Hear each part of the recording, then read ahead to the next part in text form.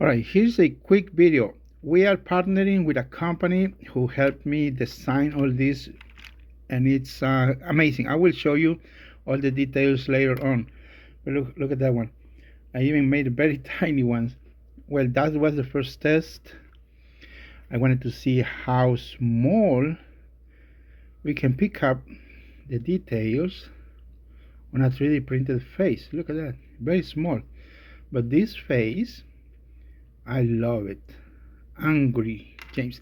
So the size, you have to excuse the mess, about 10.3 millimeters, and this is about 10.9. I need to make it a little 10.8. I need to make a little bit smaller, but it's right on 3.4, just tiny.